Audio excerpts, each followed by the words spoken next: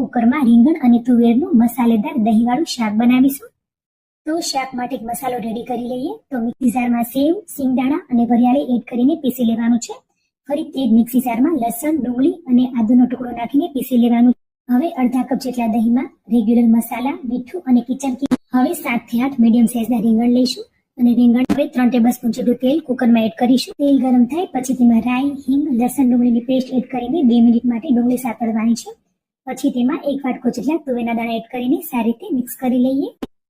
હવે કુકર ઉપર એક પ્લેટ મૂકી તેમાં પાણી એડ કરીને દાણાને વરાળથી થોડીવાર બફાવા દઈશું.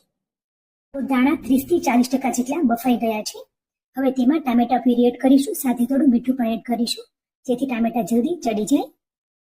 ટામેટા સરસ રીતે ચડી જાય અને તેલ છૂટું પડવા લાગે પછી તેમાં આપણે જે દહીંવાળું મિક્સર રેડી કર્યું હતું તે એડ કરી દઈશું અને સાથે જે મસાલો એડ કર્યો હતો તે પણ એડ કરી દઈશું અને બધું બરાબર મિક્સ કરી લઈશું. હવે તેમાં થોડું પાણી એડ કરીશું અને સાથે રીંગણ પણ એડ કરી દઈશું અને બધું બરાબર મિક્સ કરીને કુકરનું ઢાંકણ બંધ કરીને ફક્ત 2 સીટી લગાવીશું. છેલ્લે કોથમીર એડ કરીને ગરમા ગરમ સર્વ કરીશું. જો ઘરમાં રીંગણ અને તુવેર પડ્યા હોય ને તો એકવાર આ શાક જરૂરથી ટ્રાય કરજો. Enjoy. Follow for more recipes.